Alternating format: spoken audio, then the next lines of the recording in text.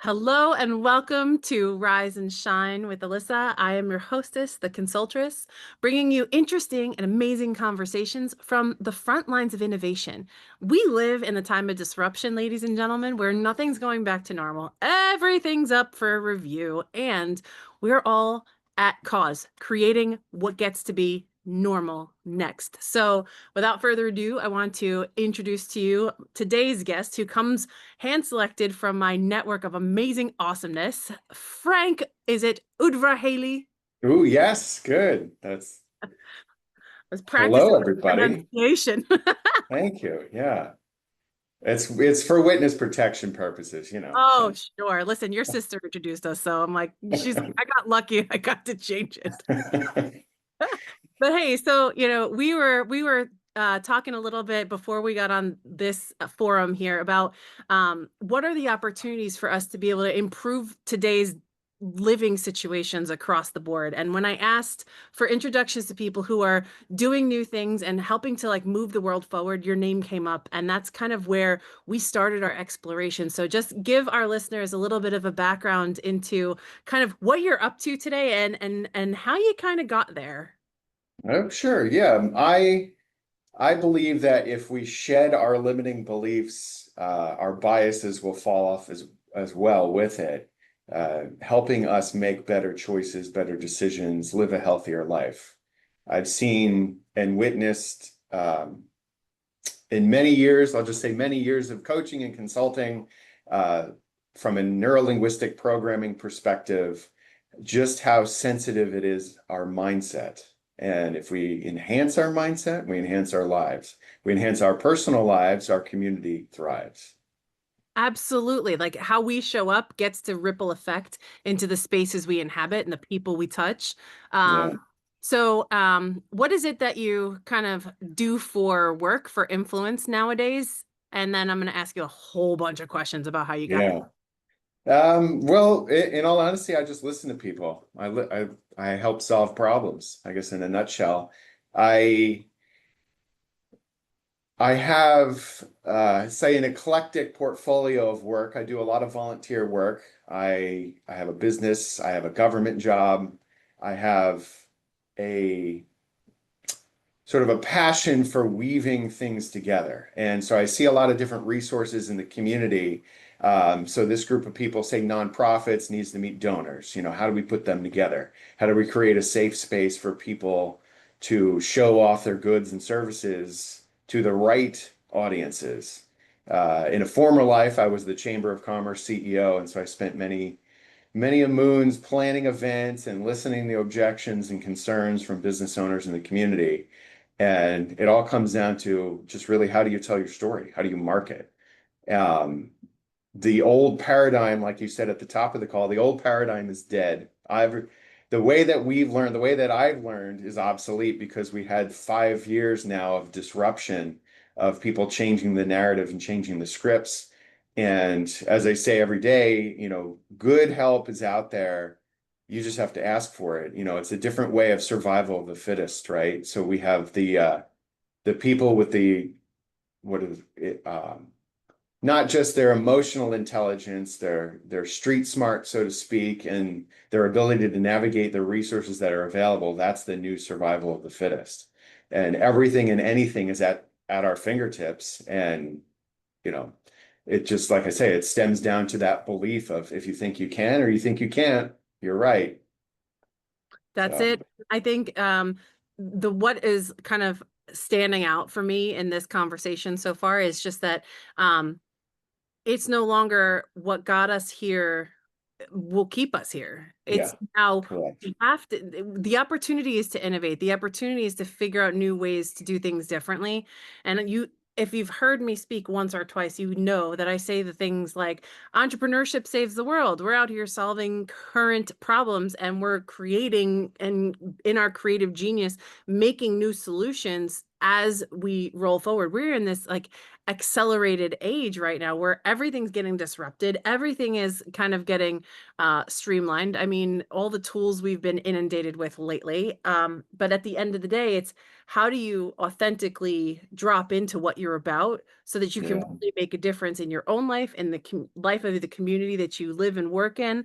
And what I loved hearing was that you're matching people up from different spaces that need to hear each other. Some yeah, of the stuff that I talk about in business is like doing business and being in business are not the same thing. totally different. So, but who you become in the pursuit of these problems, solving them, is evolved.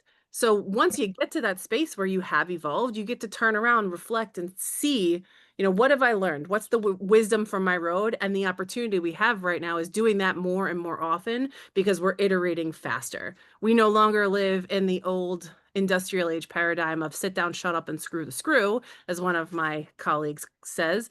We Yeah. are in the age of figure it out, get in motion. Nothing's perfect, but the more you step out and you stand up for what matters to you, the better the world can become from there. So, what are some of the things that you're seeing where you're having particular impact that you feel drawn to help people change and evolve? Well, we have roughly 5 generations now in the workplace. So think of I'm starting to work with people who are born after 9/11, right? And that's a little scary to me because the frame of reference they have about how the world operates is totally different than my formative years, right? And so, go to the other end of the spectrum, people who were alive and had a whole life and experiences long before I was born, we have to share a table together and often make decisions together. Where are you making that decision from? Is it coming from a place of understanding, of presence, or is it coming from a place of trauma and belief or disbelief? Obviously, we see the I'll say the wonderful discord in the world today between politics and everything else that's going on. Why has it become so divided? We have so much information at our fingertips so instantly, and working with people who are on the older end of the spectrum don't really understand that there's a lot of fake stuff online. And especially nowadays with AI, I mean, whole videos and things are just completely created to spin a narrative.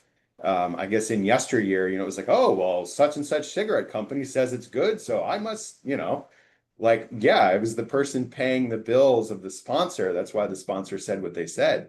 That is in almost every aspect of life now, which is really scary. So how do you sort of remove yourself from that? And maybe the younger people on the age spectrum, you're so bombarded with it. I mean, you're so used to it. The amount of information, the packets of information, of data that's flying at you constantly. Like, look at, everything that I got a much more extravagant background, I will say, than you.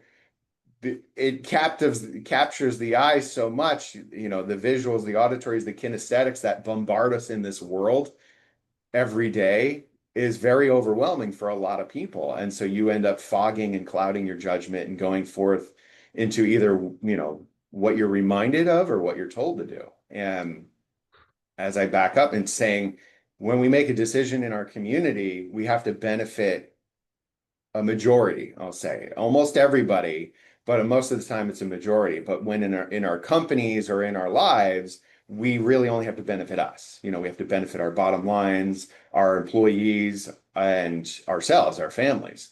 So how do you delineate that decision making from, is this good for me? Is this good for everybody? Is there selflessness, servant leadership, or is it that old paradigm of, just kill or be killed and grin and bear it and, do your assembly line work and make it happen? And to summarize, the interesting thing that I see is we have a generation of people that basically went to school, high school, college online now. So they learned everything they learned on a digital front, and now they're being expected to go sit in a cubicle after driving for 45 minutes. Why do that? Why not just work where you are? And so you have a group of people that can work remotely from their phone on a beach in Bali, and the other ones that have been so conditioned that they can only operate in that 9 to 5 parameters. And my comment to that is wherever you're comfortable, get your job done. I respect that. But in so many places, we can't go back to 40 hours of work where only 15 minutes a day is actually productive. I mean, only in And restaurants and only in bars you get 100% productivity all day because you're serving clients, you're serving customers. well, In the so here's workforce, in yeah, the workplace, like yeah, I learned this in a training with my current mentor. As like, where did the assumption of a 40-hour work week yeah, come from? yeah. And you know where it came from? It's According been, to my it's, sources, from yeah, Ford. The genesis of the assembly line necessitated that we had a 40-hour work week and that broke into shifts, first shift, second shift, third shift, yeah, to maximize the productivity of the factory. So yeah. our idea of what full-time work is only like a couple hundred years old. It's Oh, not yeah, the way creating value has been for ages. It's been what we've known up to the recent past. yeah. So And redefining unions that. helped get it from 6 days to 5 days. And who owned those unions? Who ran those things, right? And church was always on Sunday, so you reserve that day off. Yeah, all of that doesn't, in today's world, I mean, like I say, people who are 20 just entering the marketplace have no basis of reference because I don't even know if they're teaching that in schools anymore. No, So how do you, but having the flexibility to work from anywhere, to focus on what you're passionate about. This is yeah, some of the disruption underneath the initial impact of disruption yeah, of hybrid spaces, and being able to get your information for free anywhere. yeah, Have people who are digital natives that want to live life. And when you look at the generations past, you had like industrial lifers who were told and who bought into by default the fact that you worked yourself to the bone until this mythical creature called retirement, and then yeah, you're allowed to live. So we have a generation still in the workplace. I mean, if you're a millennial, you still have this hybrid mentality that, like, you sit down, you shut up, you get the gold watch. Otherwise, you're an idiot who is just whimsical and you keep iterating. Like, this was my story. I had to learn that my ADHD tendencies of like, I would hit an upper limit and not want to deplete myself and get bored. So I would do something new and innovate. But it took me a really long time to call it innovation because I was shaming myself that it was unproductive. I was quitting. I was just resetting all the time. But to reframe that narrative and that, like, no, no, no, I want life work balance. It's not work life balance.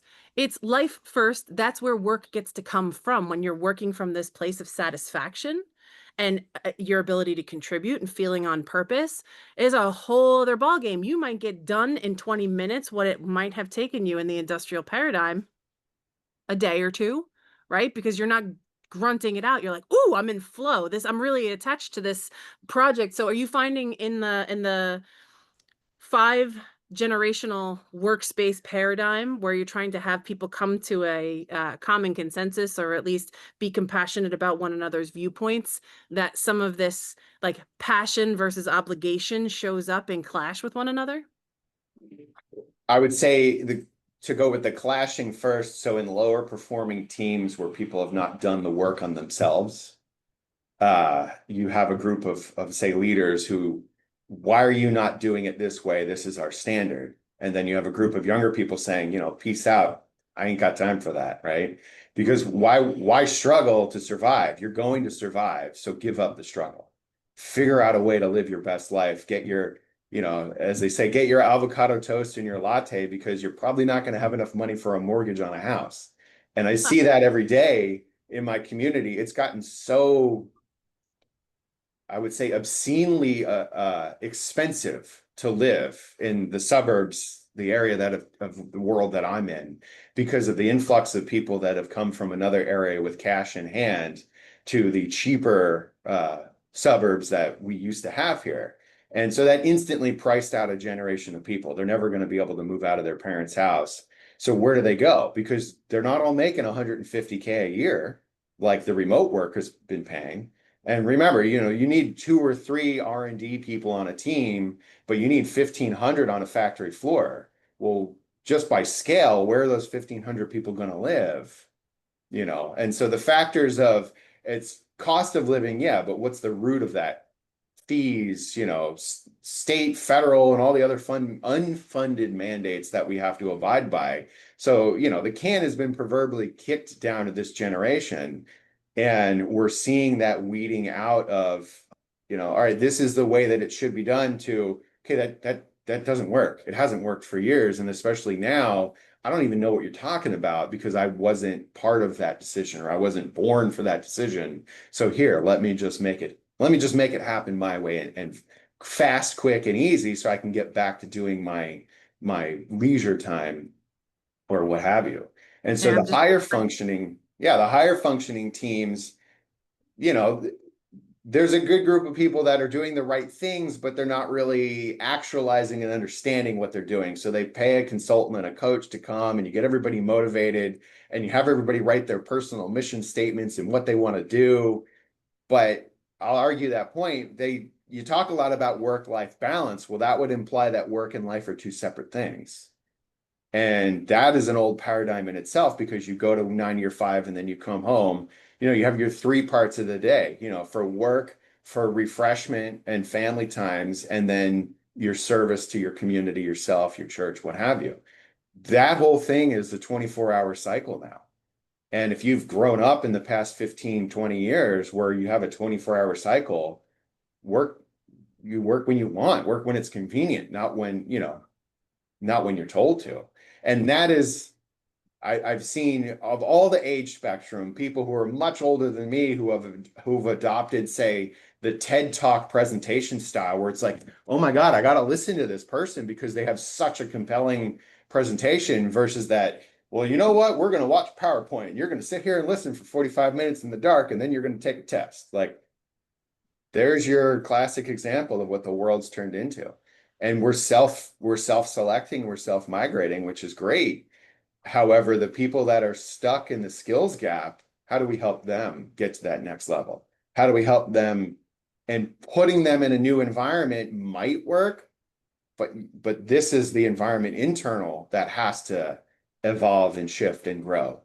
And not everything that worked in 1974 is gospel today. And that's a huge paradigm that I would say the fight word with a lot of people, of like, oh, because it happened once doesn't mean it's going to happen again. it is the way it was. Yeah. It's not the phrase, it is what it Yeah. is. Because we now live in a dynamic, Yeah. constantly shifting world, where what I'm finding is when we go back to more ancient principles, like the true time-tested, long-standing ways of operating, value systems, managing your inner compass, that's what's starting to reemerge right now. I'm seeing it through my kids, even though they have a million packets of information bombarding their consciousness damn near moment to moment. Yeah. They are now selecting experience over information. So Yeah. kind of shifting back into that experiential way of life. I mean, I might have had something to do with it, being certified as a human potential trainer and then homeschooling my kids. Just saying. But the fact is that I see a lot of the cultural trends within my kids' generation shifting to being more of who you are and not really externalizing your moral compass anymore. They're going back to some really long-standing generational truths, but to upend that industrial age paradigm that says this is what you are and don't question it. Like, that is absolutely an untrue fundamental that, I think as the older generations are witnessing now, it's like it's a hard paradigm to break once you have accepted it for your whole life. It's I think it's the difference between having a flexible lifestyle because we have the tools to have it now, versus the industrial age that necessitated we need to be in a place doing a physical job to create actual value. The way we create value in today's society has changed. Therefore, the way we approach value has changed. And so, like, as I'm hearing, like, how do we bridge that skills gap? Because, like, the fundamental assumptions that are, I'll call them loosely historical, like the last 200-300 years, versus what's emerging and what we're finding about, the way we used to live hundreds of years ago, and that core human truth is like how you live, how authentic you can be, what are you passionate about. All those things are reemerging as like primary compass drivers for the people that are looking to make changes. Now, I hear when you say that, like, how do we bridge the gap? How do we allow people to change that inner landscape to let them know that like it isn't the way it always was anymore? There's more freedom in ways of thinking, there's more freedom in ways of being. But as my husband always says, and I don't know where he got it from, but I find it to be true, it's easier to trick someone than to convince them they've been tricked. Yeah, it's a Mark Twain quote. And then there's a good observation of this person that I worked with who had a lengthy career, let's just say, in the 9 to 5 world. And then when COVID happened, they suddenly had to work remotely. And they realized, oh, I have no water cooler to chat around. I have the social things that disappeared, but then they quickly adapted to, Facebook and TikTok and everything else that's online, and had a video call on constantly where they were always talking to other people. And it was like, so the sociability came back in a way that was not, oh, I'm only seeing my coworker, but now I have my kids and my family and friends, like all these people that are on my video calls all day while I'm, tapping away on the computer. That was a good positive, but the negative of that was there was almost there was no parameters anymore. So there was no, say, urge or urgency or control to keep this person on track. So that physical commute, that physical exiting of the office boundary was removed. Then you have overwork and burnout, or you have, it's easy to not work today because I'll get to it later. And then it's 6 o'clock at night. And so that time management skill almost was never taught because they didn't need it. It was outsourced to the job. And so how we ultimately outsource our guides and our mileposts and our own performance indicators, I think is a question of ambition. I mean, that in my experience of human behavior, the difference between people who think trading their time for dollars is the only way to live versus the ones who work 2 or 3 hours a week and have that Facebook success lifestyle, like it's really a sense of your own internal drive and ambition. What's important to you? And if you don't have your own compass of, no, I want to be able to wake up and read for an hour and have my coffee before I'm productive in the world, versus I need that, I'm what do you say? The procrastinators who need that urgency. They won't Yeah. complete the task unless they have that threat of a deadline. Those are the things when you calibrate a person and you help understand where they are operating from. Are they all over or are they here? And I think in today's day and age, we have a lot of people who are not able to help rewrite their own scripts. So they're seeking externally, or they're labeling themselves, oh, there's this movement of everybody's an empath now. And you have to understand, no, that's just being a sloppy thinker because you don't have your own focus. You need to sit down and write your own, what do I want to do today? Who do I want to be today? How do I want to show up to the world today? And then that will attract you all of the things, the gold watches and the plaques on the wall, whatever the traditional sense was. When you decide what you want to be, do, and have, that cliche, it will happen 100% of the time. And one of the things that I do with all of my clients is you set up, what am I seeing?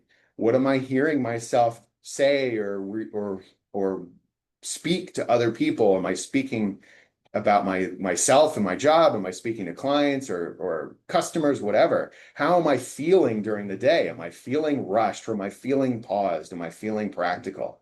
And then you break it down, because remember, we have 5 senses. What am I smelling? Do I smell the roses? Do I smell the beach? Do I smell the snow in the mountains? Or do I smell the toner from the copy machine at the office?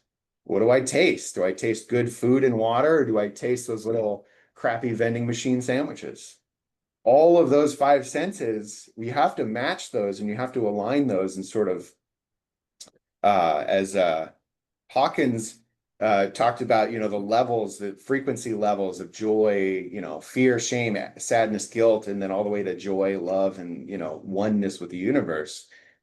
All of that then comes from your own mindset.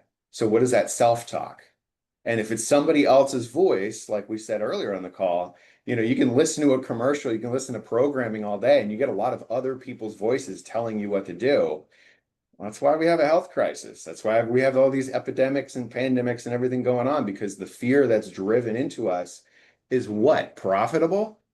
And I Yep. see that on the flip side. How is it profitable to have a nation of people in poverty? How is it profitable to have communities of people who are homeless or unemployed? It doesn't work that way. In other countries where medicine is socialized, for example, the government doesn't allow additives in food because the government has to subsidize the healthcare. So why would you cause the problem that you have to solve? Why don't we figure that out here? Why don't we do that? We privately do that in companies and corporations. My now journey is, how do we figure out a way to do that in public sectors? Yeah. And it's a big mission. I have to applaud you because it's a multi-pronged approach to Yeah, having multiple sectors, multiple personalities, multiple generations yeah. come to know that there is a problem and where the solution is possible to come from, and then enrolling people in that change. So I'm really excited to hear that this is something you're passionate about, that you're helping for, the general populace. How do we give a sense of commitment and a sense of compassion to people who aren't necessarily the direct beneficiaries of the organizations they run, or the initiatives that they are beholden to or obligated to contribute to. And so um it's a it's good to know, it's good to hear that there are folks that are in the entrepreneurial space that are also helping to change the narrative in terms of civic duties. Like that's kind of one of the pieces that drew me to this conversation, is that like you're operating with a foot in both spaces. You're not just, the typical civil servant is civil for life. And that is old industrial age thinking, that once you get here, you stay here, and that's that. Well, as that paradigm changes, people like you are super necessary to be able to say, well, I've seen how it works over here, and I've seen how organizations do this for the betterment of their people that provide for their productivity. How do we do this as a whole? How do we do this as a community where it's not profitability that's at stake? It's really the enjoyment of life and the prosperity that's broader than just the financial benefit. Case in point, thank you for saying that. You have the wonderful engineers, say the traffic engineers, and they design an intersection beautifully because they went to MIT and studied engineering, and they have this greatest mind of ever. But often they forget the human element of, well, the person's going to be texting while driving or trying to change the radio station. All of the natural elements that people bring to the table are not necessarily shown up on reports and statistic printouts. And so there is a huge discrepancy between what really happens in day to day to how you imagine it to happen. And I Right. saw this when I worked in the finance world. They spent, millions of dollars predicting the future by leading indicators of past performance results. Well, what if that's not what if that company becomes not popular anymore? What if people just don't want to do that anymore? That can't necessarily be mitigated, the risk mitigated out by the past predictors. And so here we have all of those different silos where people are fabulously excellent at what they do. And if they didn't do that, they would otherwise might be unemployed. They might not be anywhere. So, God give them the opportunity and the strength to be good at what they're doing. But somebody has to look beyond that silo and that cubicle or that one business and say, hey, what are they doing over there? Because not from a competitive standpoint, that old paradigm, but oh, well, they figured out how to be more fuel efficient, or they figured out how to have better output with less energy usage. How do we collaborate in ways that enhances our community and the cost of those businesses or services in our community? And like I say, we're sprawling so much and so fast that we're not keeping up with that growth and that demand for growth. And, of course, the big business people are saying, well, hell, Even mental health now. I mean, how many mental health ads are you seeing that you can go get a quick fix coaching degree for only $99 online, and then you could start taking clients today. And then every 20 minutes on LinkedIn, someone's going to message you and promise you to 10x your business for a small price of $5,000. It's just, It it's not reminds real. It's another, it reminds me that, as you said, like sprawling and like yeah, the hyper focused yeah, so disciplines that are super yeah. specialized, they're becoming farther and farther apart. One of my good friends, and I have to make this introduction for you because I think much of what you're saying is what his business has been developed to allow countries and technologies to have access to what is a good fit so that a better, greater good can come forward. But it takes broader perspective. It takes almost like unspecialization. It sounds very much like an antithesis if you're a linear thinker.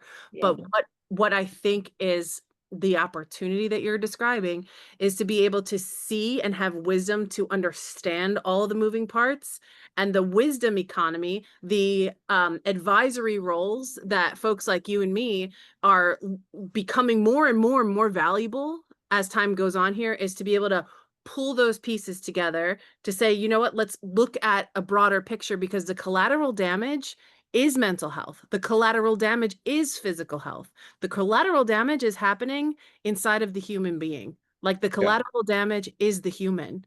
And so I'm going to just kind of bring this conversation in full scope. Something that I said about sit down, shut up, and screw the screw. My colleague and business partner, in a lot of ways, Cynthia Greenawalt, said a long time ago. This came from some philosophical works by Alvin Toffler describing the third wave, and where we are right now is at the crest of that third wave of humanity. Went from nomadic to agrarian, and that took a couple eons.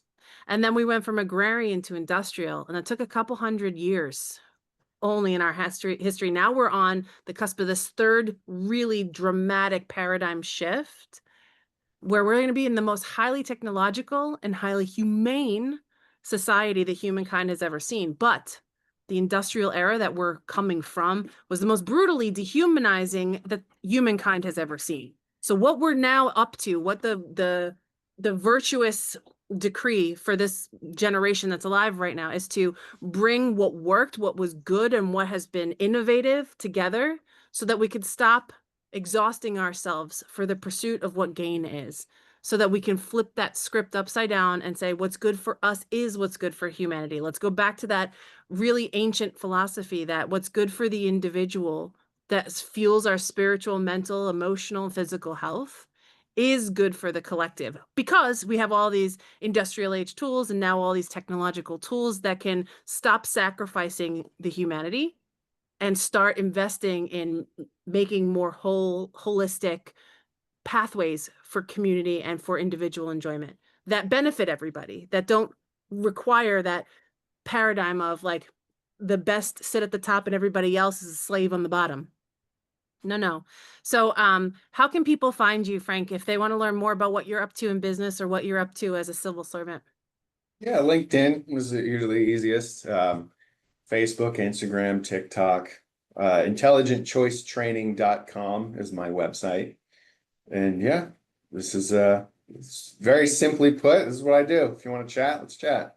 Yeah, heck yeah. I mean, listen, we could have this conversation for hours on end because I feel like the possibilities are endless of where it applies and how to bring things together. But at the end of the day, just remember that in the industrial age required that we became specialists in one very small, repeatable, replaceable habit, and we are no longer that cog in a wheel. As humanity, we're waking back up to the fact that we are not part of a machine. We are part of a collective. We are responsible to and for each other.